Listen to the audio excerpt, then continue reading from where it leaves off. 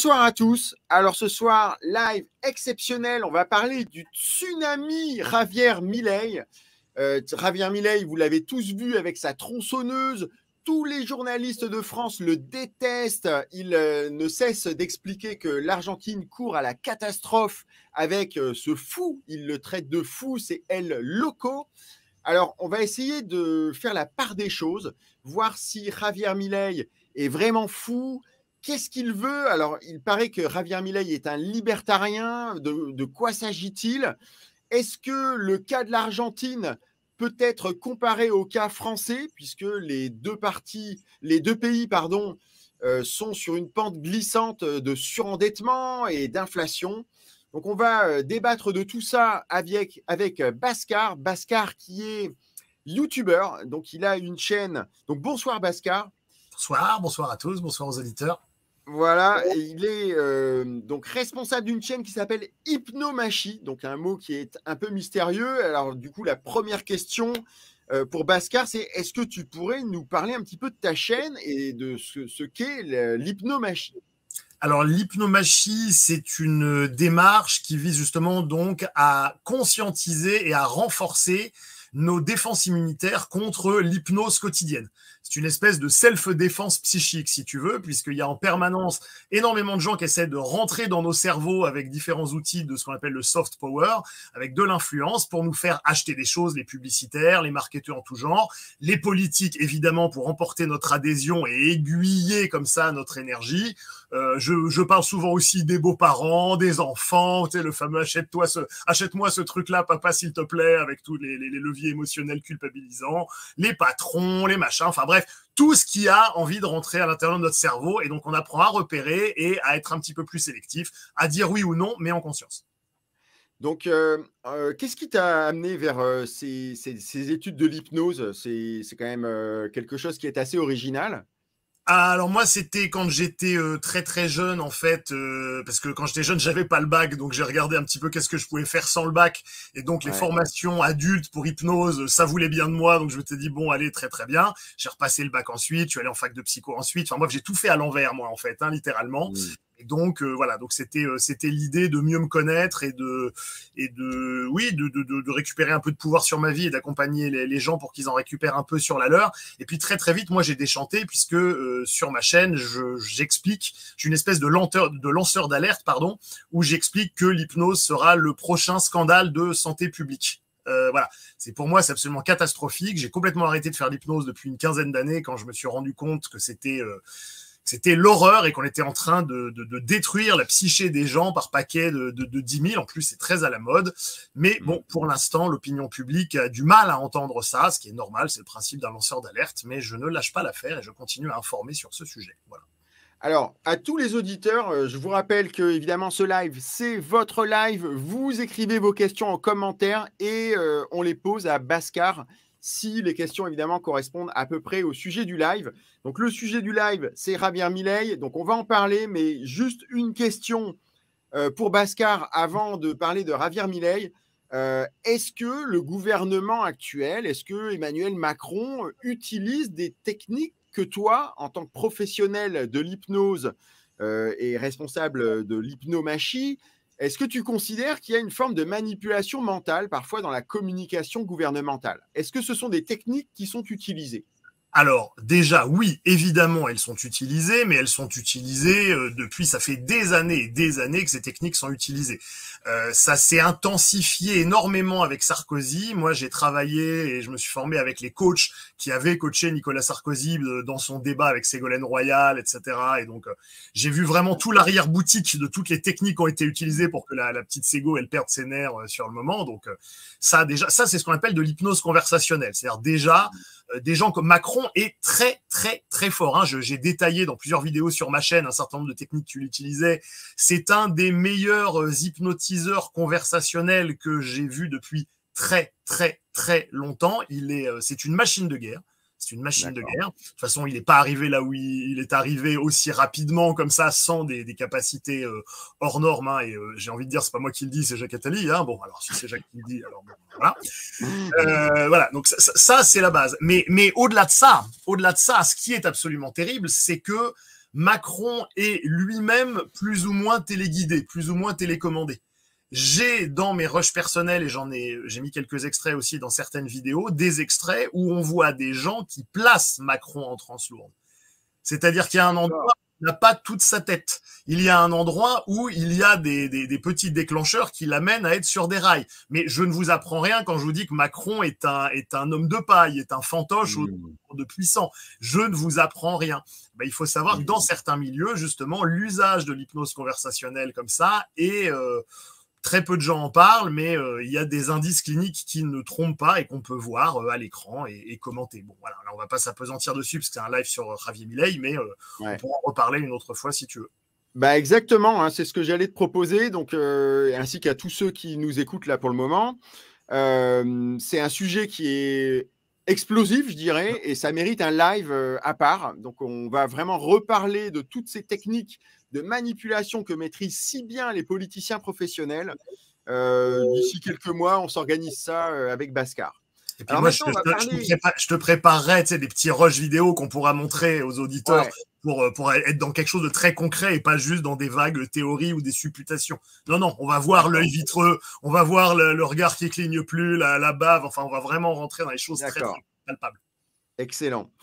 Alors, donc, maintenant, on va parler de Javier Milei. Donc, est-ce que tu peux nous expliquer, nous faire un petit peu une photographie de la situation de l'Argentine avant l'élection de Javier Milei? L'Argentine, c'est, même si c'est un très beau pays, ça reste l'Amérique du Sud et le tiers-monde. Donc, Javier Milei, il est arrivé dans un contexte de déliquescence absolument terrible, avec un taux de chômage à 10%, avec la corruption qu'on connaît en Amérique du Sud. Moi, il se trouve que je viens d'Amérique latine, d'origine aussi, donc même si je suis pas argentin, il y a une espèce de culture continentale. Hein. Il y a un parfum qu'on retrouve du Brésil à la Colombie en passant par le Venezuela, d'où je viens.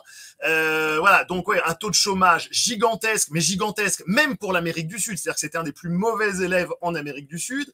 Donc oui, la corruption généralisée, un taux d'instruction absolument terrible. On a à peu près autour de 1 Argentin sur 6 qui n'est pas alphabétisé. Donc là encore, c'est comment vous voulez sortir de la gadoue quand déjà on a 15 ou 16% de la population qui a du mal à lire. C'est terrible. Donc, on est dans un pays qui était en train de s'effondrer, mais comme sont en train de s'effondrer plusieurs pays d'Amérique latine, hein, le Venezuela est complètement... là, c'est n'importe quoi depuis... c'était déjà pas grand-chose avant. Et voilà, donc c'est dans ce contexte de désespoir que ça arrive. Moi, ça m'évoque presque un univers à la Ken le survivant, tu vois, où il y a rien, il y a plus d'espoir, et là, il y a un sauveur qui sort de la poussière avec sa tronçonneuse en disant « Ah, je vais vous sortir de là », tu vois. Et donc, il faut bien être conscient que le vote, l'élection de Javier Milei, c'est beaucoup, pas uniquement, bien sûr, pas uniquement, mais beaucoup un vote de désespoir et de ras-le-bol d'une classe politique corrompue jusqu'à l'os. En fait, c'est un peuple qui n'a plus rien à perdre, finalement. Ils étaient prêts à tenter l'électrochoc, quoi. Ben, c'est ça. C'est ça. Avec en plus une pyramide des âges qui rappelle plutôt le tiers-monde que les pays industrialisés, donc avec beaucoup de jeunes. Et Javier Milei, il a eu énormément de succès auprès des jeunes. Donc là encore, pas uniquement, bien sûr, il y a plein il y a un ensemble, un concours de circonstances qui a amené à son élection, mais ça a vraiment, il avait clairement la jeunesse de l'Argentine avec lui, qui voulait faire une espèce de nouveau départ, de y en a marre de la politique. Là, on a enfin un mec différent qui nous promet quelque chose de différent, tout ce dont nos parents nous ont parlé avant, ça marche pas. Lui, il fait une rupture radicale. Et là, à partir de là, effectivement, il a pu obtenir l'adhésion et l'assentiment du plus grand nombre. Au moins une fois, en tout cas. Alors, Javier Milei, donc on a tous l'image de quasiment de le voir monter presque sur une barricade avec sa tronçonneuse, à Fuera, etc. Et il se qualifie de libertarien. Donc, pour nous, en France, c'est un ovni, on ne sait même pas trop de quoi il s'agit. Est-ce que tu pourrais nous expliquer ce que c'est qu'être libertarien? En quelques mots, quoi. Alors, le libertarianisme, c'est le fait de vouloir réduire au maximum la part de l'État, voire à supprimer l'existence de l'État. Comme il dit afuera, hein, c'est afuera, c'est ça dégage. Hein, c'est allez. Ouais. Donc c'est l'État, ça dégage, les ministères, ça dégage, l'État, ça dégage. On n'en veut pas. Et de résumer en fait le droit, parce qu'on va dire oui, mais si on enlève l'État, c'est la loi du plus fort, c'est la lutte de tous contre tous. Et ben c'est l'idée de réduire la loi à 3 droits fondamentaux qu'on appelle les droits naturels, hein, qui sont trois droits qui sont issus d'une longue tradition de philosophes du droit qui remontent jusqu'à Aristote, saint Thomas d'Aquin, etc., avec 3 règles fondamentales, qui est le respect de la propriété privée. L'idée, c'est de dire que si je travaille, je mêle mon énergie à l'objet que je manufacture, et qu'à partir de là, cet objet m'appartient, et que donc je suis propriétaire des choses que j'ai travaillées, des champs que j'ai labourés, des ponts que j'ai construits, des vêtements que j'ai tissés, etc., etc. Donc, respect absolu de la propriété privée comme étant la conséquence de l'énergie que j'ai dans mon corps, que j'ai externalisée par l'acte de travail, ou éventuellement l'acte de transmission, puisque si jamais je suis propriétaire, je ne sais pas, d'une voiture que j'ai achetée à la sueur de mon front, et ben je peux la transmettre à mon fils, ou à mon voisin, ou à ma femme, ou à qui je veux. Axiome de non-agression, c'est-à-dire qu'il est fondamentalement illégitime d'agresser proactivement autrui, et j'ai le droit de me défendre en cas de légitime défense. Donc, respect de l'intégrité physique, bon, ça, la plupart des êtres humains sont à peu près d'accord avec ça. Et enfin, en tant que corollaire du droit de propriété, il n'y a pas le droit de faire ingérence entre les contrats entre 2 personnes libres. C'est-à-dire, si toi et moi, on échange quelque chose, eh bien, le voisin n'a pas le droit de venir prélever un impôt au nom de je ne sais quelle idéologie. Non, nous sommes 2 êtres libres et nous contractons librement. Voilà. Ça, c'est ce qu'on appelle le socle du droit naturel et c'est la base du libertarianisme. Et l'idée du libertarianisme, c'est de dire que dans le fond, il n'y a besoin que de ces 3 lois. Après, on peut faire des conventions, on peut se dire, ah ben, cher voisin, ta propriété, ma propriété, je sais que tu te lèves tôt le matin, moi je vais pas faire de bruit passer certaines heures, mais ça, ce sont des conventions de voisinage, et libre à chacun de les ratifier ou non, ça ne rentre pas dans la base du droit naturel. Voilà ce que c'est que le libertarianisme, c'est avoir foi en le droit naturel et comprendre que l'État n'apporte rien, n'apporte aucune valeur ajoutée, et que dès qu'il y a l'État, en fait, l'État va prélever de l'argent, des ressources chez les administrés et qu'il va forcément prélever des frais de fonctionnement qui vont faire qu'au final, les administrés vont récupérer moins que ce qu'on leur a pris, alors que s'ils avaient administré directement cet argent et ces ressources, eh bien, ils auraient eu beaucoup plus de retour sur investissement, tout simplement. Alors, il y a plein de gens là, qui ont déjà laissé des commentaires. Donc, bonsoir Ludovic, bonsoir Catherine, bonsoir Jocelyne, bonsoir Jeanne, bonsoir Laurent, bonsoir Abderrahim. Bon, enfin, bonsoir tout le monde, hein, parce qu'il y en a déjà pas mal. Et donc, j'ai un témoignage là d'Abderrahim. Là, apparemment, il y a un véritable exode du Venezuela. On parlait du Venezuela tout à l'heure. Donc, il y a carrément des caravanes qui partent vers les États-Unis, hein, parce que les gens sont désespérés. Ah, mais c'est des centaines de milliers de gens. Je crois que j'avais, de mémoire, hein, je voudrais pas, mais je crois que j'avais lu quelque chose comme 1 million de personnes par an. Enfin, c'est un exode. Mais je veux dire, quand tu vois, il y a des ponts entiers avec des familles, et puis ça fait des années que ça dure, surtout. Ouais, ça avait commencé avant même le Covid, hein. Donc, on comprend en fait que les gens, quand ils sont à ce niveau-là, ils sont prêts à tenter quelque chose de radicalement différent, en fait. C'est un exode alors massivement vers la Colombie, hein, qui est le voisin le plus proche. Enfin, ils peuvent essayer de descendre aussi au niveau du Brésil, mais enfin, il y a toute la forêt amazonienne à traverser. C'est pas forcément ce qu'il y a de plus incroyable. Mais oui, ça va faire des réfugiés. Mais pour vous donner une idée, ça s'est tellement dégradé, mais tellement dégradé au Venezuela. Moi, j'ai ma belle-mère qui est psychologue là-bas, elle est spécialisée en psychologie du bonheur. Et un jour, elle m'a envoyé, mais il y a en 2017 ou 2018, où il y avait déjà cet exode. Donc, ça fait déjà un bon moment que ça dure, hein. En fait, ça a été depuis la mort de Chavez, quoi, hein, où ça s'est vraiment complètement effondré, collapsé. Et où ma belle-mère, elle m'envoyait 3 règles pour profiter de la situation actuelle où ils ont rien à manger, tu vois, vraiment, même les secours populaires n'arrivent plus à donner à manger aux gens. C'était petit 1, j'ai pas besoin de me poser la question de qu'est-ce que je fais à manger ce soir, je fais à manger ce qu'il y a. Petit 2, j'apprends à mélanger des produits que j'ai jamais mélangés avant et dans le tas, je vais apprendre des choses. Et petit 3, ça me permet d'aller voir mes voisins et de faire connaissance avec eux. Genre, j'ai de la farine, t'as pas du beurre, etc. Histoire de recréer un tissu social. Mais ça vous donne une idée de la merde, hein, désolé, hein, mais dans laquelle ils sont, et ce, depuis des années. Ouais. C'est vraiment terrible. C'est poignant d'entendre ça, là.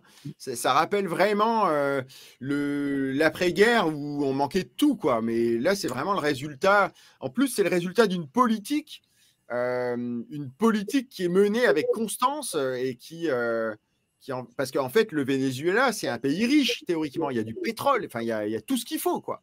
Ben, c'est un pays riche en termes de ressources. Oui, ça c'est clair qu'il y a parmi les plus grandes ressources de pétrole du monde. Mais après, il y a une telle pression de la part des Américains, effectivement, pour contrôler ça, avec surtout un niveau de corruption.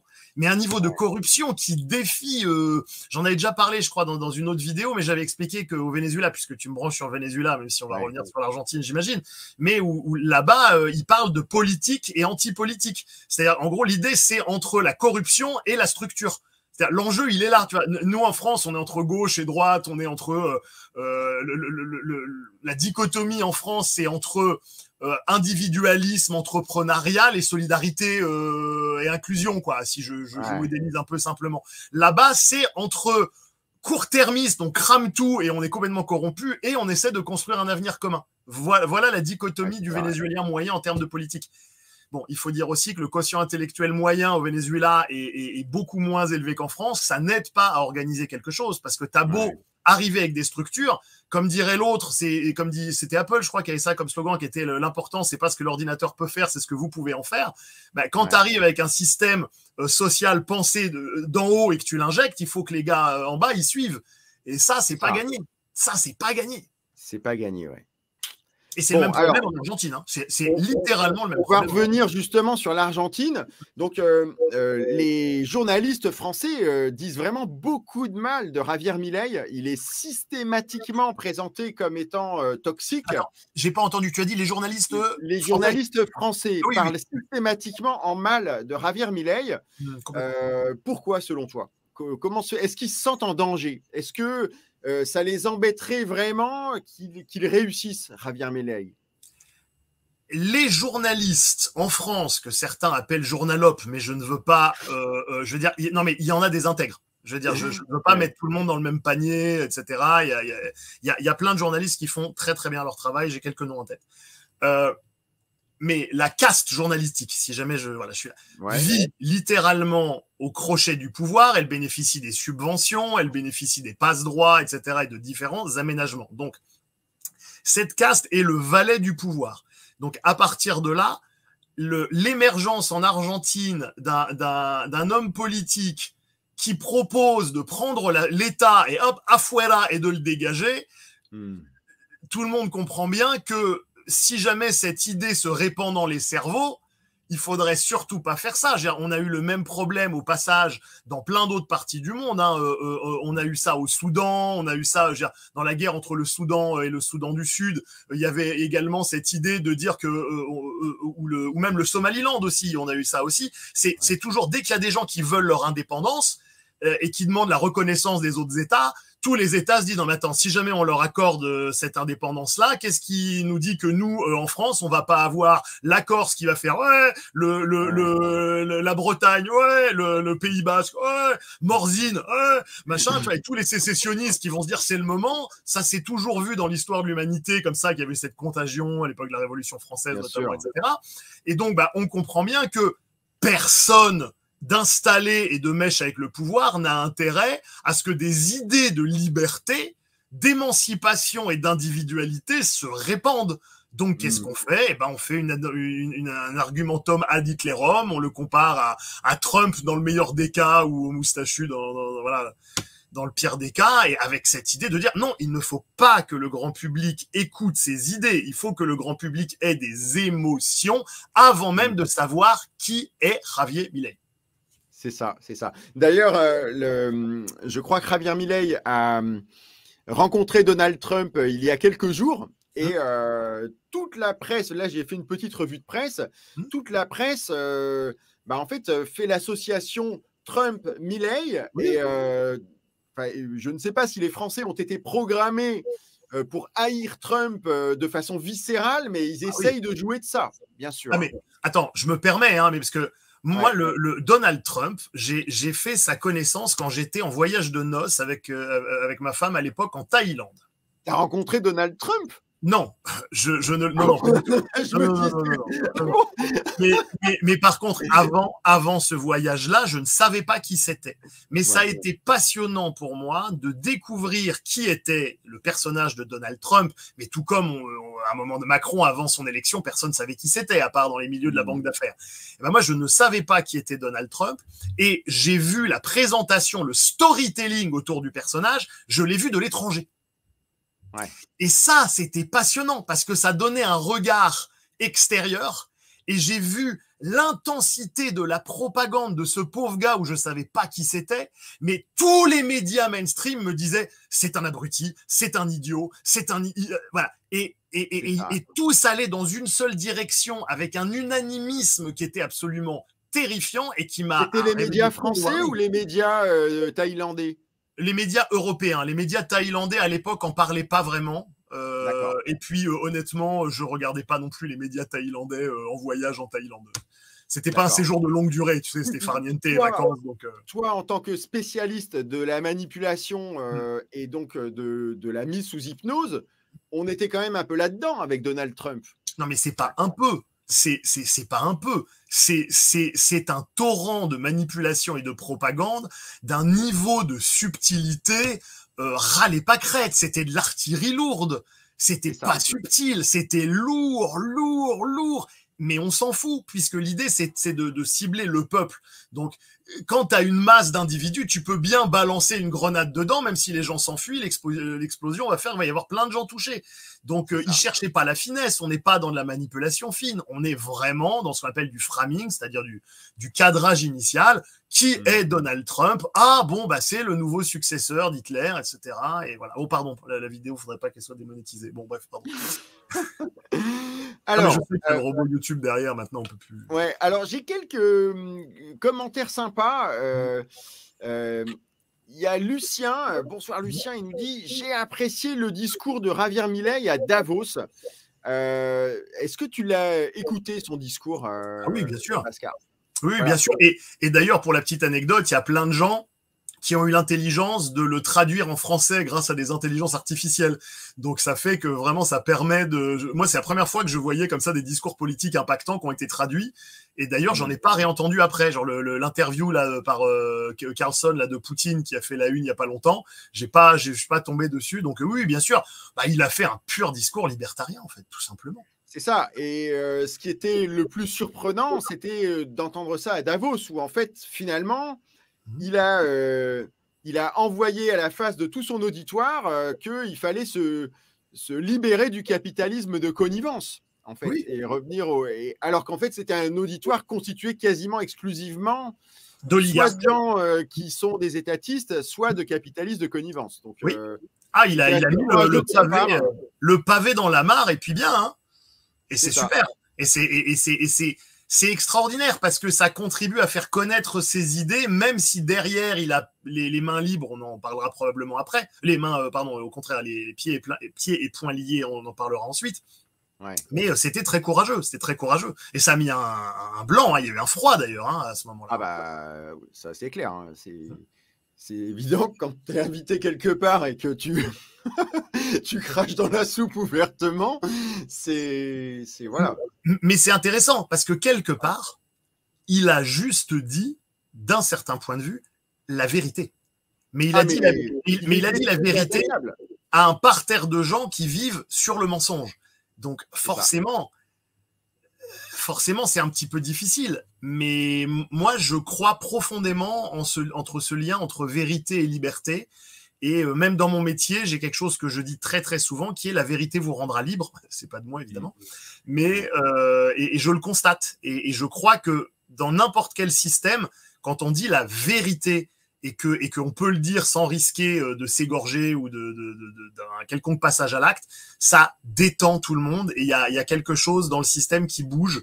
lentement et qui va vers plus de santé, tout simplement, pour l'ensemble du système. En tout cas, c'est une conviction que j'ai.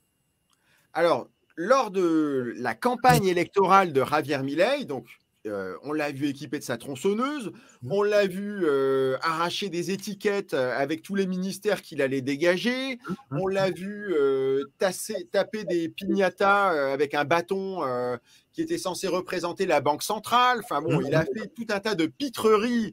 Il était vraiment en mode no limite.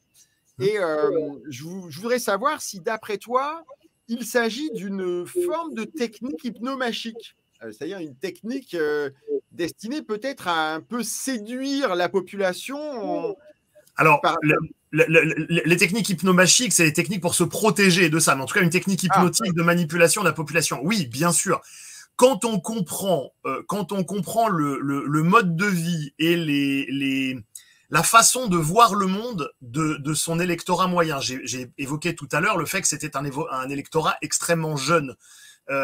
Jeune et qui vit dans une espèce d'impulsivité.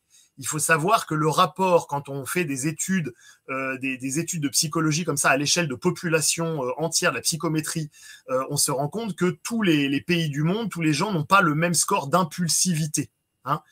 Par exemple, si tu vas en Asie, le score d'impulsivité est beaucoup plus bas. Les Asiatiques, en moyenne, pour des raisons de sélection naturelle liées à la culture du riz, etc., ont en effet déjà un quotient intellectuel largement supérieur à l'Américain du Sud moyen et un taux d'impulsivité en général beaucoup plus bas. De toute façon, c'est pas une nouvelle. On sait bien que tu peux perdre ton portefeuille au Japon, etc., et le retrouver, c'est pas incroyable. En Amérique du Sud, la chose est complètement inverse. On a des gens qui sont extrêmement impulsifs. C'est justement pour ça qu'ils vivent dans la corruption et qu'ils n'arrivent pas à faire quelque chose de leurs ressources naturelles, parce qu'ils ont des ressources naturelles, mais ils n'ont pas la discipline intérieure pour le faire et pour construire ensuite des infrastructures qui les aideraient à se discipliner et à s'éduquer dans un cercle vertueux. Ça ne marche pas. Donc c'est évident que quand on est là et qu'on brandit son phallus en faisant vum, vum, vum, vum, vum, avec ce, voilà, c'est toujours des gros machins, j'ai une grosse bite et c'est très dangereux. Et moi, ça renvoie à des Argentins ou des personnes d'Amérique du Sud qui, quelque part, voient un peu le monde comme des grands ados, on va dire ça comme ça. Ça facilite un phénomène d'identification au leader. Donc, à très court terme, ça marche.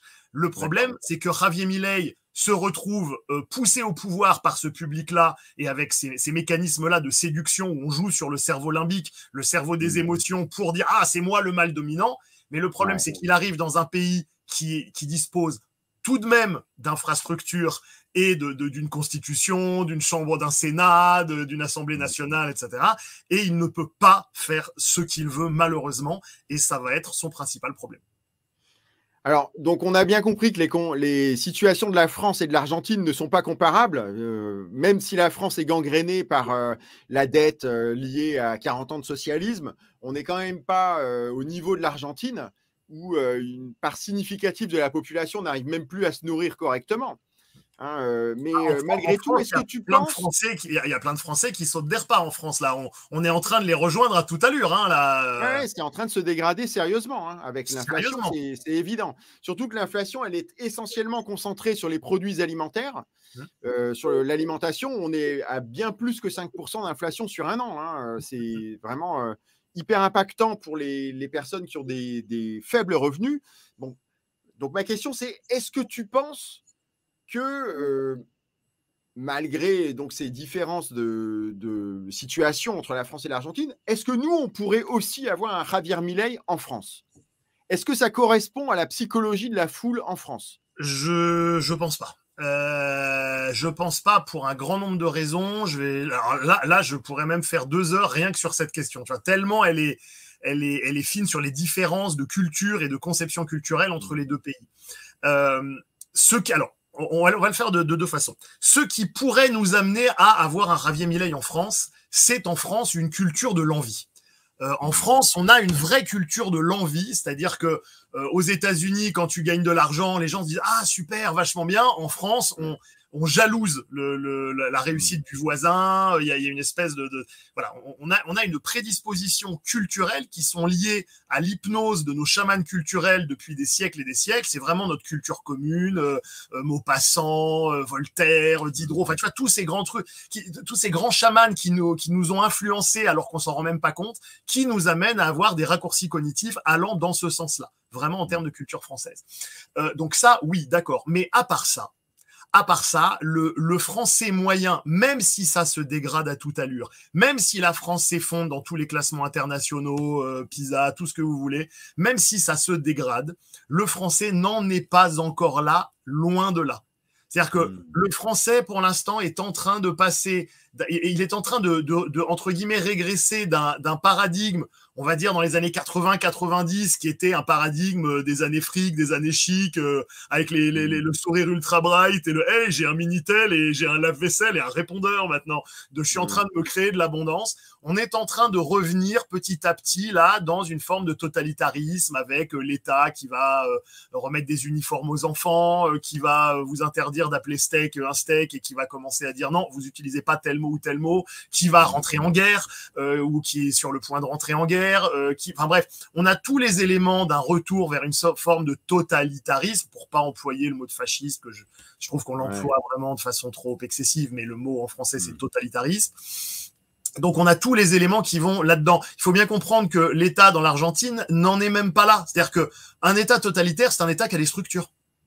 Et comme on l'a vu avant, la difficulté en Argentine, c'est déjà de réussir à avoir des structures. D'accord.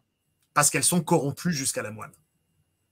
Et puis, il n'y a pas suffisamment de discipline pour qu'un État autoritaire puisse agir, en fait. Hein. Exactement. Exactement. C'est en termes de structure cérébrale et psychique, c'est exactement la même chose qu'on avait entre les Gaulois et l'Empire romain, quoi, quand ils se fichaient sur la tronche comme ça. Il y en avait qui chargeaient à moitié nus comme ça en se disant allez c'est bon, et d'autres qui attendaient, qui disaient tenez vos positions, qui avaient une discipline, qui avaient encore un sens du collectif. Et ça en France on l'a encore. Il suffit de voir les gilets jaunes pour voir que la France des campagnes et aussi la France des villes évidemment a toujours cette conscience de on peut faire quelque chose ensemble. Il suffit de voir le concert de Kanye West où tout le monde a chanté Macron démission avant que l'artiste arrive sur scène. Il y a encore ce truc-là. En Amérique latine, le problème, c'est la corruption. Et la corruption, c'est justement quand on pense qu'à soi, qu'à son petit bac chiche maintenant et qu'on perd de vue l'intérêt général, si j'ose dire.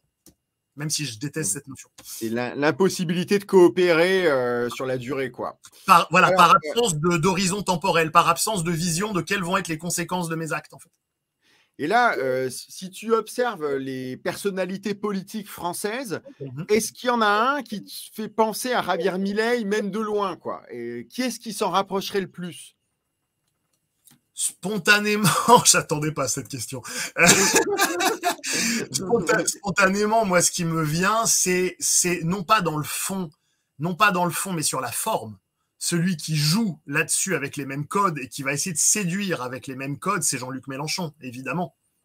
C'est lui qui va en appeler à cette espèce d'identification au mal dominant. C'est lui qui va tenir le crachoir. C'est lui qui va avancer avec la mâchoire comme ça. C'est lui qui va invectiver les journalistes en disant quoi? Qu'est-ce qu'il y a? Hein, qu'est-ce qu'il y a comme ça? C'est lui qui va jouer sur cette communication éthologique, qui va parler plutôt aux couches profondes du cerveau, qui va se dire ah ouais, lui c'est un vrai mal dominant, etc. Et Jean-Luc Mélenchon, il est extraordinaire. C'est ce qui fait toute sa puissance en débat là-dessus. C'est que même si il a été dominé sur le plan des idées et du logos par son vis-à-vis, il ne lâchera rien au niveau du ventre. C'est un pitbull. Et il peut gagner rien que sur la mauvaise foi à la rigueur. Tu vois? C'est ça, ouais. Et ça, c'est une force en débat. C'est une force parce que jamais il ne dira oui, c'est vrai. Il dira toujours non, même s'il se trompe. Et ça, c'est très fort. Javier Milei comme Jean-Luc Mélenchon, ce sont deux pitbulls, on est d'accord, mais par contre, au niveau des programmes défendus, c'est pas du tout les mêmes. Est-ce que tu pourrais nous expliquer quel est le programme de Javier Milei en détail, quoi? Qu'est-ce qu'il est en train d'essayer de mettre en place? Alors, le programme de Javier Milei, c'est un programme libertarien. Donc, l'idée pour lui, dans l'idéal, mais on va voir que ça va pas du tout se passer comme ça, dans l'idéal, ce serait de dégager tous les ministères. Dans un premier temps, d'abord les ministères considérés comme secondaire, hein, donc ministère des Sports, ça dégage, ministère de l'Éducation, ça dégage. Il gardera probablement jusqu'au dernier moment les hôpitaux et la police, mais bref, la culture, alors là, ça dégage, etc. Le tourisme, ça dégage, etc., etc. Bon, ça, c'est l'idée. L'idée, c'est programme libertarien, afuera. Le problème, en tout cas la difficulté à laquelle il va être confronté, c'est qu'il se retrouve, en fait, il n'a pas la majorité ni au Sénat, ni à la Chambre des députés. Donc ça veut dire qu'il a beau être élu pour faire passer des lois, et on gouverne avec des lois jusqu'à preuve du contraire, il va devoir faire... Est-ce qu'en Argentine, ils ont le 49.3 comme en France? Alors ça, je ne sais pas. Ça, tu vois, je ne suis pas assez spécialiste. Finalement, chez nous, Macron, il a 20% des députés, il n'a pas la majorité, et puis ça l'empêche pas de gouverner. Ben, alors là, vraiment, je ne suis pas spécialiste à ce niveau-là de la législation en Argentine, mais je pense que s'il l'avait, a priori, j'imagine qu'il s'en serait déjà servi, parce que pour l'instant, là, il est vraiment pieds et poings liés. C'est-à-dire que passé le premier enthousiasme initial lors de son élection, qui a déjà eu un impact, parce qu'il a quand même donné quelques lignes de direction, puis il a impulsé une vision aussi au pays. C'est très intéressant, parce que là, j'ai les quelques chiffres. Il a été élu début décembre dernier. Donc, ça fait presque rien. Ça fait un trimestre, quoi. Ouais. En un trimestre, la croissance, alors la croissance a continué, bon, moins que les prédictions, il est vrai, mais bon, après on peut se poser la question de qu'est-ce qui provient de la guerre en Ukraine, du contexte international qui est extrêmement tendu, etc. Il n'empêche que la croissance continue, donc il y a eu plus 1,5 point là sur un trimestre, donc c'est déjà tout à fait honorable, hein. Enfin en tout cas nous on serait bien en ferait rêver, hein, bien sûr. Voilà, exactement. Le taux de chômage, il est tombé de 8,2 à 7,1% en un trimestre, ce qui était déjà très très bien, parce que comme je vous l'ai dit avant, il était à 10-11% au courant de l'année, machin, donc il y a une vraie baisse, et en même temps, c'est logique, puisqu'à partir du moment où on enlève les lois qui empêchent de travailler, ça c'est quelque chose qu'il faut bien comprendre, c'est quelque chose que les Français ont énormément de mal à comprendre, ça, énormément de mal, c'est que les lois qui protègent les travailleurs empêche des gens de trouver du travail. C'est très simple, mais je veux bien juste prendre 2 minutes pour rappeler cette évidence, parce que le logiciel français a du mal avec cette notion, qui est que nous, on se dit que quelqu'un gagne au minimum 1 500 € pour un 35 heures, etc., un SMIC, c'est bien, c'est de la dignité humaine. Je suis d'accord avec ça, évidemment. Moi, je souhaite que tout le monde gagne beaucoup d'argent. Sauf que si je suis un chef d'entreprise et que moi, je ne peux engager quelqu'un qu'à 1 300 €, et du coup, je vais engager personne. Ouais. Et donc, il y a énormément de gens qui préféreraient quand même gagner 1 300 € plutôt que de n'avoir rien. Et donc, même si derrière, il y a les meilleures intentions du monde auxquelles je me relie vraiment facilement, l'impact sur le marché du travail, il est celui d'une augmentation du chômage. C'est-à-dire que au nom de la dignité, on préfère empêcher des gens de travailler. Et là, on retrouve une espèce de paternalisme de l'État qui dit « je sais mieux que vous ce qui est bon pour vous ». Alors évidemment, l'idée, c'est d'empêcher l'exploitation des plus fragiles, des enfants, comme tu peux avoir aux Philippines ou en Indonésie, évidemment. Donc, de ce point de vue-là, je ne remets pas les choses en cause. Mais l'idée, la question, c'est qu'il faut bien comprendre que souvent, c'est entre rien et un salaire qui pourrait être d'à peine 1 350, ou tu vois, qui permet quand même de s'en sortir. Alors en France, on va dire oui, mais il y a des aides, etc. C'est vrai, mais tout le monde n'y a pas droit, et notamment, je pense à des sans-papiers ou à des clandestins ou à des gens comme ça. Et donc derrière, on dit il faut prendre soin de ces gens-là, mais on empêche de. En tout cas, le point de vue libertarien, parce que je suis pas en train de. Après, on peut ne pas être d'accord, hein, j'ai pas de problème avec ça, tout se discute. Mais le point de vue libertarien, c'est de dire si on fait afuera avec les réglementations, on va créer de l'emploi, et c'est exactement ce qui est en train de se passer en Argentine en ce moment. D'accord. Et au niveau du déficit, puisque c'était absolument hors de contrôle, je crois, en Argentine, est-ce que Javier Milei, il a réussi à maîtriser ce déficit et à faire des bilans en excédent? Alors, on pourrait rêver, hein, nous, ça fait 40 ans qu'on n'a pas eu d'excédent, mais... Non, mais bon, la dette en Argentine, c'est pas brillant, hein, c'est pas brillant non plus. Donc, faut pas imaginer qu'en 3 mois, il a tout rattrapé, pas du tout. En effet, il est en train d'essayer de récupérer la chose comme il peut, mais ça, je pense que ça va plutôt se faire sur quelques années. Là, à mon avis, c'est un petit peu trop tôt. Ça va dépendre beaucoup de la suite des événements. Ça va dépendre de est-ce que justement il va pouvoir avoir les mains libres, est-ce qu'il va pouvoir dérouler son programme, ou est-ce que le Sénat et la Chambre des députés vont lui mettre des bâtons dans les roues. Et ça, ça va dépendre de son intelligence politique, parce que tous les libertariens qu'il soit, il arrive quand même dans une infrastructure. Il arrive dans un système où il ne peut pas faire ce qu'il veut. Autrement dit, il a beau avoir telle ou telle idée, il ne va pouvoir mettre en application que 1%, 5%, 15% de son programme, malheureusement. Et donc la question, ça va être, parce que s'il arrive déjà à mettre en place 20%, ça va déjà pouvoir impacter le pays. Si jamais il rate, entre guillemets, ses négociations politiques, et que les personnes le prennent à la gorge et qu'il ne peut faire que 1% de son politique, de sa politique, on va rester dans quelque chose de purement cosmétique, qui même en plus pourra être utilisé par la suite par les détracteurs du libertarianisme pour dire ah vous voyez ça marche pas, alors qu'en fait ça a été simplement de l'étatisme et qu'il n'a pas eu les mains assez libres pour pouvoir passer à l'action, tout simplement. Et comment s'est engagé selon toi? Quel est ton sentiment? Tu penses qu'il va réussir ou c'est mal parti? Je pense que c'est mal barré. J'espère avoir tort. Je pense de tout cœur, vraiment, si je pouvais avoir tort, ce serait super. Ouais. Mais le problème, c'est qu'il a à la fois des ennemis à l'intérieur et des ennemis à l'extérieur. Moi, j'adore ce proverbe qui dit « Dès que vous faites quelque chose, vous avez contre vous ceux qui font la même chose, donc les autres politiciens, ceux qui font le contraire, donc tous les étatistes, et ceux qui ne font rien. » Donc, il est littéralement entouré d'ennemis. Entouré d'ennemis. Et à moins qu'il y ait un allié providentiel qui arrive comme ça, tu vois, je vois pas comment ça pourrait avoir une... Là, en fait, pour démanteler l'État et libérer les Argentins, il devrait convaincre des politiciens professionnels dont la fortune est assurée par les structures de l'État actuelles. Donc, exactement. Les gens qui décident de scier la branche sur laquelle ils sont assis, quoi. Et en Argentine, il y a 80 ans de tradition péroniste en Argentine. Donc, pour ceux qui connaissent pas trop, le péronisme, c'est un mouvement donc qui est né autour des années 40 à peu près, qui est une espèce de socialisme à l'Argentine, hein, même si après à l'international on essaie de faire passer ça pour non, mais c'est quelque chose de très spécifique. Quand on regarde le corpus d'idées du péronisme, c'est donc du progressisme, de l'État-providence, du populisme, de la justice sociale. Enfin, on est dans une espèce de socialisme à papa, voilà.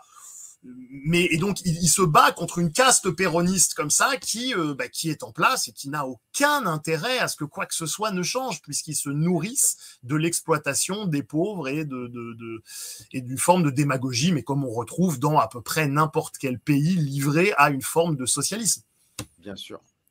Alors, est-ce que tu penses... Alors, tu vois, tu dis socialisme, donc moi, ça me fait penser à Margaret Thatcher qui avait brisé la trappe dans laquelle l'Angleterre s'était engluée. Est-ce que tu penses qu'on peut comparer Javier Milei à Margaret Thatcher? On peut toujours. Tout à l'heure, tu m'as amené à comparer Milei et Jean-Luc Mélenchon. Je vais faire des comparaisons. On peut toujours, tu vois. Comparaison n'est pas raison. La question, on peut tout faire. La question, c'est pour dire quoi?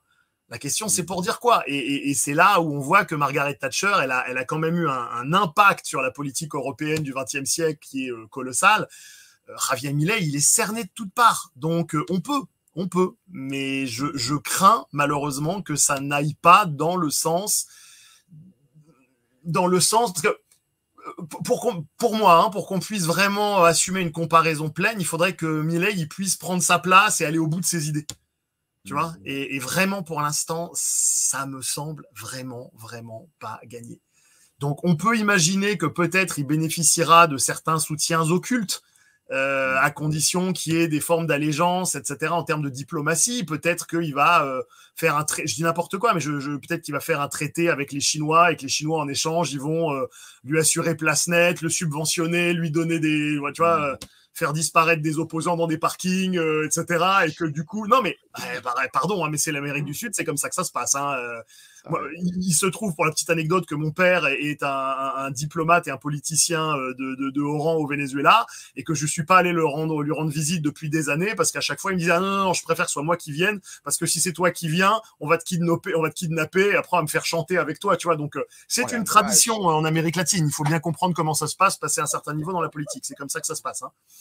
Voilà. Moi je suis un planqué en Europe, tu vois, c'est clairement. Hein. D'accord. Donc, une forme de réfugié politique en fait. Si tu veux. Moi, je l'ai jamais vécu comme ça, mais ouais. Non, mais je veux dire, il faut bien comprendre que dans la politique à haut niveau, c'est comme ça que ça se passe. Je veux dire, là, on avait le scandale Epstein il y a pas longtemps, tu vois, où on faisait chanter des gars. C'est le même principe. Tout est rapport de force, et si on n'a pas un levier sur quelqu'un, eh ben on le crée, tout simplement. Donc bon, pas évident. Pas évident. Donc, à moins que Javier Milei arrive comme ça à trouver des alliés à l'extérieur, et il va probablement devoir. Il n'a pas le choix. Il est trop esselé pour pouvoir faire quoi que ce soit. Il est obligé. Donc la question, ça va être auprès de qui il va venir toquer.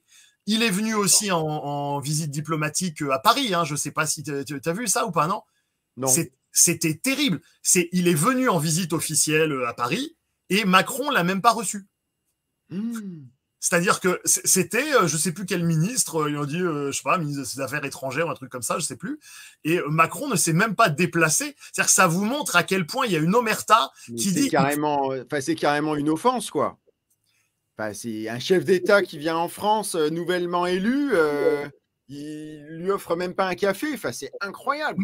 Mais c'est cohérent avec la politique générale de la France vis-à-vis du libertarianisme, où ces idées doivent, en termes de propagande, là on revient sur la propagande, les idées libertariennes sont tellement dangereuses pour le système en place, ce sont elles les idées les plus dangereuses pour le système en place. Ça n'est pas les anarcho-communistes, c'est pas trois punks à chiens qui vont renverser le système, pardon, hein. Mais bien sûr. Ça n'est pas ça. Ça n'est pas les gilets jaunes, malgré, et moi je me sens profondément gilet jaune, je suis avec ces gars-là, je veux dire, les mecs, ils sont étranglés toute la journée, ils bossent, mais plus que nous tous réunis pour un salaire de misère là-dessus. Les gars, enfin, je les vois arriver avec leur tracteur, je fais, mais allez-y les gars, allez-y, dégommez-moi tout ça, nom de Dieu. Sauf que les gars sont profondément gentils dans le fond, et ils n'ont pas le réflexe, ils n'ont pas le machiavélisme. Tu vois, le gilet jaune de base est un gentil gars. Un bon gars, un vrai bon français, tu vois, un bon gars. Et parce que c'est des bons gars, ils n'ont pas le machiavélisme suffisant pour se mettre à la place de Macron et sa clique. Et de dire, non, tant que le mec ne surinera pas dessus, c'est mort. Ce sont des gars qui ne sont que dans le rapport de force, uniquement. Et ça, le gilet jaune de base, psychologiquement, il n'arrive pas à le concevoir. Il a toujours l'espoir du dialogue, l'espoir d'être entendu. Il ne comprend pas qu'il y a des structures psychiques qui sont hermétiques à ça, au moins à un moment T. Et donc, du coup, pardon, je fais une longue digression, hein, désolé. C'est très bien, très bien. Okay. Justement, ça m'amène à la prochaine question. Ok, mais parce que donc du coup, le gilet jaune moyen ne comprenant pas ça, je veux dire, il risque d'y aller et de se faire encore enculer encore pendant je sais pas combien de temps, et avec un statu quo. Et donc du coup, c'est pour ça que les idées libertariennes sont si subversives, c'est que ce sont les seuls qui sont à la fois capables de pouvoir renverser le système si elles sont vraiment comprises et diffusées dans la population, et en même temps capables de créer suffisamment de structures, enfin, mais de structures, pas une structure étatique rigide, mais une structure justement antifragile, résiliente, pour pouvoir battre l'État. Parce que on ne peut pas battre une structure comme l'État avec trois punks à chiens, ça va faire puis ça va se faire avoir. Et il faut quelque chose de type, une structure de type pirate. Il faut quelque chose qui est capable de renaître de ses cendres comme une hydre, tu vois, où il n'y a pas de leader, où il n'y a pas de truc. Et là, l'État est emmerdé. Là, l'État est vraiment emmerdé face à ça. Et c'est pour ça qu'il y a un mécanisme d'invisibilisation des idées libertariennes qui est fait. Ça commence dans l'éducation nationale, où la plupart des Français, et ça c'est un de mes grands dadas, la plupart des Français, même des bacheliers, même des gens qui sont en licence de littérature, voire en master de littérature, ne savent pas qui est Ayn Rand. Eh ben, Ayn Rand, c'est, alors je dis pas, moi c'est pas ma référence du tout, hein, je suis vraiment pas fan, mais peu importe. Ayn Rand, c'est la personne qui a vendu le plus de livres au monde après la Bible. Ouais. Faut bien comprendre. Et vous avez des gens qui passent leur bac littéraire, voire qui enseignent la littérature, qui ignorent ce qu'est Ayn Rand. Ça vous Alors, montre pour ceux qui nous écoutent, Ayn Rand, c'est une romancière, enfin, c'est pas une romancière, c'est une libertarienne américaine qui a écrit des livres que j'ai lus, hein, que j'ai trouvé extraordinaires, notamment La Grève. C'est bon, c'est des histoires de prise de. C'est un peu comme les Gilets jaunes qui réussissent, quoi, finalement. On reprend le pouvoir par rapport à l'État, quoi. C'est vraiment. Ça parle de liberté. Bon. Mais vraiment, comprenez bien à quel point l'État fait des actions de propagande et d'invisibilisation active pour planquer comme ça les théories libertariennes pour ne pas que les gens les comprennent. Et pour moi, l'acte de Macron, et je termine là-dessus, l'acte de Macron de ne pas être là pour recevoir Javier Milei, c'était vraiment une non-envie que le personnage passe dans les médias français et qu'on n'en entende pas parler. Pour la petite anecdote, Javier Milei lui avait amené un maillot de l'équipe de foot d'Argentine comme cadeau, avec marqué dessus « Vive la liberté, putain !» Ce qui était quand même un énorme troll. Et évidemment, Macron a protégé son image médiatique en n'y répondant pas. Bon, alors, tu as pas mal parlé de la psychologie, en tout cas, du bloc élitaire français qui a peur des idées de liberté. Est-ce que tu pourrais nous brosser un portrait de la psychologie de la foule française? Comment ça fonctionne? Quel est notre profil psychologique en tant que peuple? Et comment connecter ce profil psychologique aux idées de liberté? C'est-à-dire, est-ce que nous, en tant que Français, on est condamnés au socialisme ou est-ce qu'on a une chance d'avoir, à un moment donné, la liberté qui reprend le dessus? Je pense qu'on est très mal barré. Je suis désolé. Ah non. Non, mais je n'ai pas valeur de ma parole, n'a pas valeur d'évangile, mais tu me demandes ce que j'en pense, je te réponds. Ouais. À l'aune des connaissances qui sont les miennes, je pense qu'on est très mal barré, dans le sens où nous avons en France une profonde tradition de socialisme. Je veux dire, tout le XXe siècle a été une espèce d'immense adoration en France des idées du socialisme. On dira plutôt étatisme pour que tout le monde comprenne, quoi. C'est-à-dire le culte de l'État. Hein, ouais. Oui, mais je vais même aller. Non, mais je vais aller quand même plus loin, parce que les pays de l'ancien bloc soviétique, Pologne, Roumanie, Ukraine, Biélorussie, Lettonie, Estonie, etc. Tous ces gens ont connu l'étatisme dans sa pire application. Aujourd'hui, même s'ils sont un peu âgés, les grands-pères, ils sont tous capables de prendre leurs gamins, de les regarder dans les yeux et de leur dire « Refais pas cette connerie, Piotr, ne fais pas ça. » Tu vois, ils sont tous capables de dire ça. Et avec quelque chose qui glace le sang. En France, nous, on n'a pas eu ça. On est resté dans des intellectuels de salon, on est resté dans du Jean-Paul Sartre, on est resté dans ces gars-là, qui se disent « Ah, l'idée, elle est formidable, l'idée. » Tu vois, dans des intellectuels vaporeux et éthérés. Et on dit « L'idée, c'est formidable. » Mais par contre, quand il s'agit d'appliquer, ah bah non, là, c'est pas possible. Tu vois, c'est-à-dire que il faut que les autres partagent. Et c'est ça la principale problématique de la psyché française, pour revenir sur ta question, c'est que nous sommes gangrénés par l'envie, par le péché de l'envie. Et c'est cette idée de dire, ah, il faut que les autres partagent, mais pas moi. Là où tu vois, dans des cultures qui sont pas si éloignées de la nôtre, dans des cultures suisses, allemandes, il y a l'idée de dire la même suédoise. Il y a l'idée de dire la règle la même pour tout le monde, tu vois. C'est bien ancré dans ces cultures. Ça, c'est possible. Tout le monde va jouer le jeu, tu vois. On trie ses déchets, tout le monde, machin. En France, on est trop latin pour ça. Il y a un individualisme. C'est-à-dire qu'on est dans une espèce de schizophrénie avec, d'un côté, l'idéalisation de ce que pourrait être la redistribution, les politiques de redistribution. Ça, on dit, ah ouais, super. Et on comprend, parce qu'on est une culture extrêmement émotionnelle. Extrêmement émotionnelle. Les Allemands sont plus pragmatiques, sont plus carrés, sont plus tout ce que tu veux. Mais on est très émotionnel. Tu sais, l'exception culturelle française, les arts, la littérature, la culture, tu vois. On adore ça. Tu vois, il suffit de voir comment les étrangers se représentent les Français. Une espèce d'esthète, un peu filandreux, plus ou moins bisexuel. Enfin, tu vois, on a un truc très, tu vois. Et donc, on a d'un côté une espèce d'adoration et de fascination, voilà, de fascination pour les idées collectivistes. Et en même temps, on a un individualisme latin. Et si on était rationnel ou une culture un petit peu plus cérébrale, on verrait que là, on est en train de dire A et non A. Mais comme on est dans l'émotion, on dit non, mais moi je le sens, et puis je le sens comme ça, et non, il n'y a pas de problème. Bah si, en application, il y a un problème. Et c'est pour ça que je te dis qu'on est mal barré, parce que ce terreau et ce terrain-là, il n'est pas propice à avoir quelque chose qui marche dans le réel. Parce que tu vois, tu parlais des gilets jaunes tout à l'heure.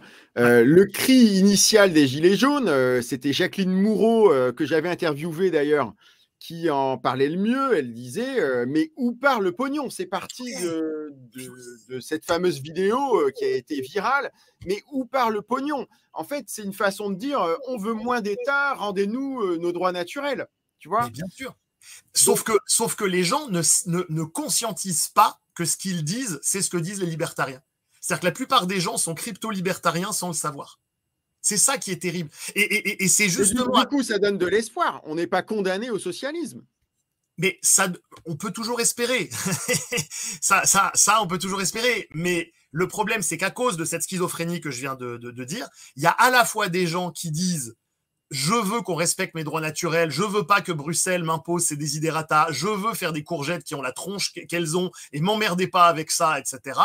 Et en même temps, à côté de ça, on dit mais on veut un État-providence, mais on veut des subventions, mais on veut du soutien. Et le français moyen ne voit pas que les deux ne vont pas pouvoir se marier ensemble, sauf s'ils comprennent et qu'ils justement ils sortent 3 secondes de leur affect et qu'ils commencent à essayer de dire tiens, et comment est-ce que ça pourrait se marier? Et ben dans ce cas-là, on pourrait imaginer un retour à des systèmes de coopératives, à des systèmes comme ça de groupements consentis, pourquoi pas d'ailleurs entre des producteurs et des consommateurs, ce qui permettrait de garantir à des consommateurs, des acheteurs, etc., et de diminuer l'incertitude face au marché étranger, etc.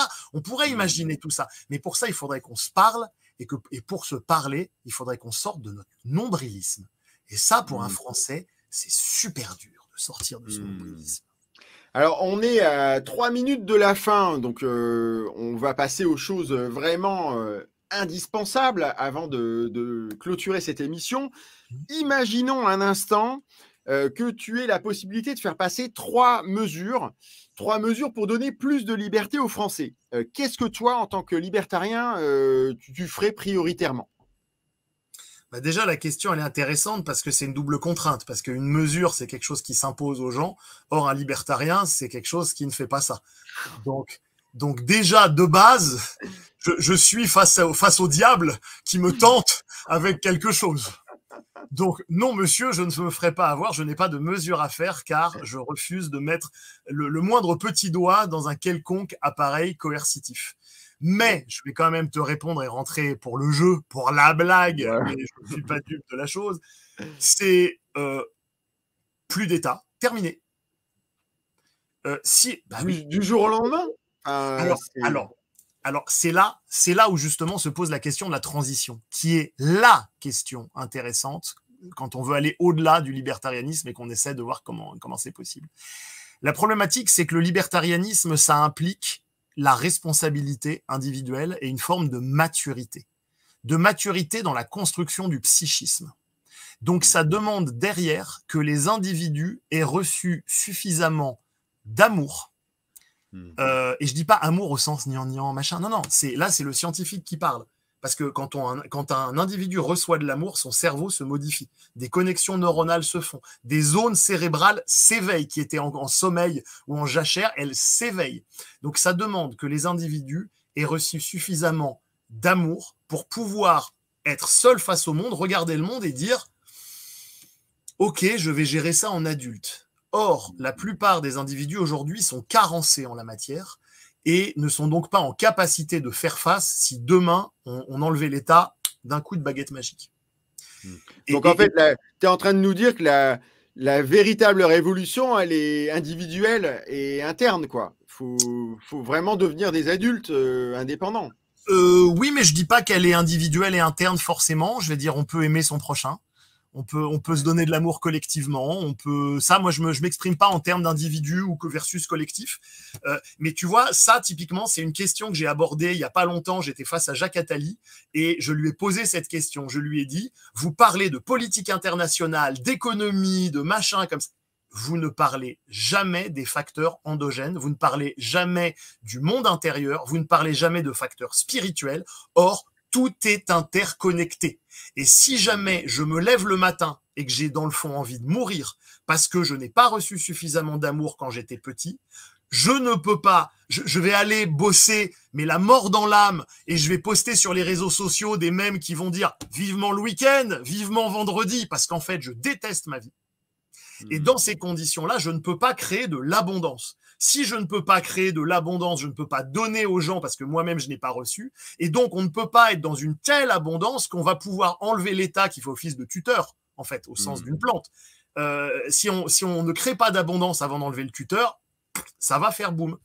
Et c'est pour ça que je consacre littéralement ma vie à donner de l'amour aux gens. C'est un acte politique, certes, même si je le vois pas tout à fait comme ça. Ça a quand même une forte cohérence au niveau macro, parce que le monde intérieur et le monde extérieur sont connectés. Alors justement, ça va être le mot de la fin, parce qu'on n'a pas suffisamment expliqué quelle est ta profession. J'ai trouvé ça génial hein, quand tu m'as expliqué ça. Donc, est-ce que tu pourrais expliquer à nos auditeurs, ce sera en guise de conclusion, parce que je voulais te proposer de faire le portrait psychologique d'Emmanuel Macron par rapport à celui de Javier Milei, mais là, on ne va pas avoir le temps. Mais faisons plutôt ça. Les gens qui s'intéressent à moi, vous pourrez aller voir sur ma chaîne. De toute façon, on refera un autre live sur la psychologie, parce que vraiment, c'est extraordinaire. Donc, si tu devais comparer les grands traits psychologiques d'Emmanuel Macron par rapport à ceux de Javier Milei, qu'est-ce qui vient à l'idée? Javier Milei, avant toute chose, un petit disclaimer, Javier Milei, moi, je le connais que depuis décembre dernier. Avant, je ne savais pas qui c'était. Donc, j'ai un recul sur sa personnalité. J'ai vu des interviews, j'ai vu des choses, mais à chaque fois que je l'ai vu, il était quand même beaucoup en représentation. Alors, vous allez me dire, tous les hommes politiques sont en représentation, certes, mais quand on est un petit peu malin, un petit peu fin, on voit des petites choses et puis on tire le fil et on arrive sur des poteaux roses. De temps en temps même, on a la chance de tomber sur un interview confession où la personne se livre un peu comme ça et on en apprend énormément parce qu'il lâche un peu le personnage social. Et là, on peut vraiment en apprendre beaucoup. Donc, sur Emmanuel Macron, ce qu'il faut comprendre, c'est que Emmanuel Macron, c'est quelqu'un qui est passablement vide dedans. Il y a quelque chose où la plupart d'entre nous, on a un sentiment d'identité qui est plus ou moins stabilisé. Lui, ça n'est pas le cas. Et il a besoin, il est comme un lapin Duracell, il est dans une espèce de course en avant en permanence pour essayer de se prouver à lui-même qu'il y a quelque chose dedans. Et malheureusement, il cherche ça à l'extérieur, alors qu'évidemment, il ne peut trouver ça que dedans. Il aurait besoin de se poser, il aurait besoin de sentir son corps. C'est quelqu'un qui n'est pas du tout dans son corps, Emmanuel Macron. On voit qu'il a un rapport à son corps absolument terrible. D'ailleurs, c'est pas pour rien qu'il se shoot tout le temps. Il utilise son corps comme une machine, mais il n'est pas dans son corps. Et il y a un vide intérieur et il le comble comme ça en essayant d'obtenir la reconnaissance de tout le monde. C'est pour ça qu'il dit tout et son contraire en permanence. C'est qu'il ne peut pas se permettre à un endroit de ne pas être validé par autrui. Il est extrêmement mal à l'aise quand il n'est pas validé par autrui. Regardez tous les moments où il y a des Français qui viennent le voir et qui lui disent « Moi, je pense que vous êtes vraiment un mauvais président, on n'a jamais eu plus nul. » Vous le voyez qui saute sur la personne comme ça pour essayer absolument de le faire changer d'avis. Il est extrêmement mal à l'aise, il ne sait pas gérer ça parce qu'il y a un problème d'image. En fait, il se reflète dans l'image que les gens vont renvoyer. Donc, il est surentraîné à obtenir l'assentiment de tout le monde, mais c'est quelqu'un qui n'a pas de colonne vertébrale politique et même intérieure. Tous les observateurs le disent, c'est pas incroyable ce que je vous dis là. Ouais. Oui, parce qu'il a été de se transformer en un caméléon pour survivre, évidemment. Et donc, il s'est perdu dans ce phénomène de caméléon. Et si vous ajoutez à ça ce que je vous disais en ouverture, c'est-à-dire qu'il n'a pas toute sa conscience, c'est-à-dire qu'il est tenu hypnotiquement par un certain nombre d'autres personnes, on en reparlera et je vous donnerai des images, je vous montrerai des images qu'on pourra analyser ensemble et qui démontrent ce que je dis. Vous avez des fois des gens qui débarquent et qui renforcent comme ça des trans hypnotiques chez lui. Il s'est transformé petit à petit en une machine. Lui-même déjà se traitait comme une machine et on l'a encouragé. C'est-à-dire il y a des gens qui ont vu qu'il avait cette pente-là, qui ont encouragé cette pente et qui du coup maintenant il est prisonnier de cette pente quelque part.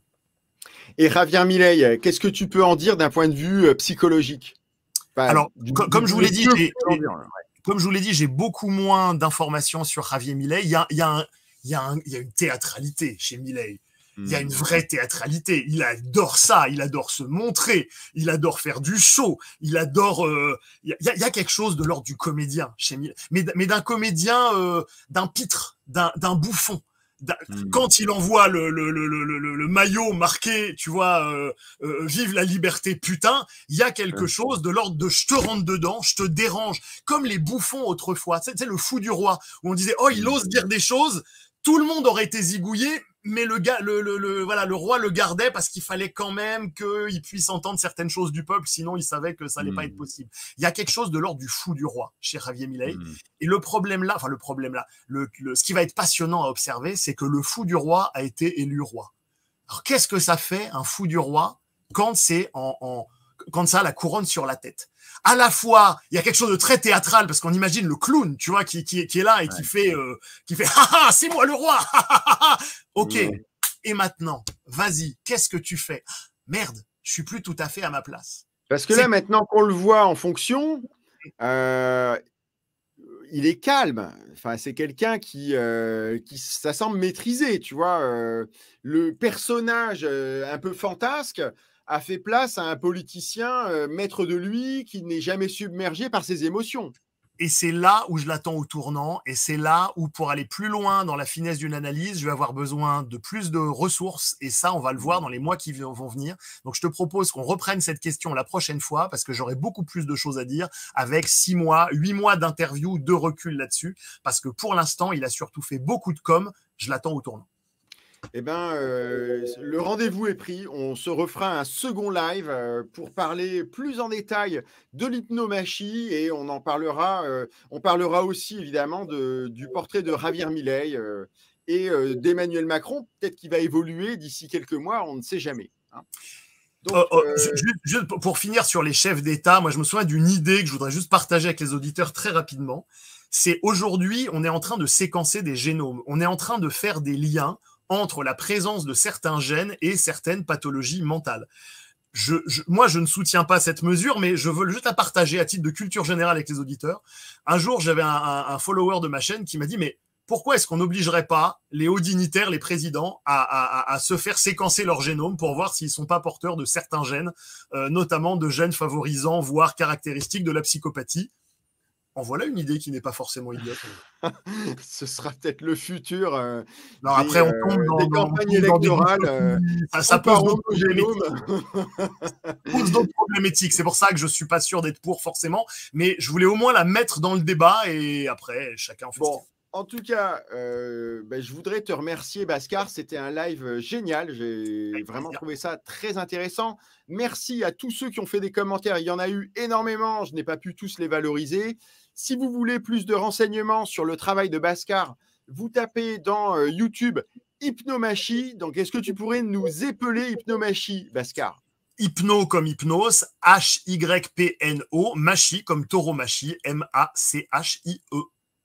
Voilà. N'hésitez pas à persévérer parce qu'après avoir fait pas mal de vidéos un peu sulfureuses, je suis shadowban par YouTube. C'est-à-dire que mes vidéos remontent pas beaucoup parce que j'ai dit quelques petites choses qui ne leur plaisaient pas forcément. Ah bah voilà, c'est ça. Il faut savoir se censurer, Bhaskar, enfin. J'aime pas ça. Bon, allez, bonsoir à tous. Bonsoir, Bhaskar. Merci infiniment. Merci et on reprend rendez-vous pour dans quelques mois. À bientôt.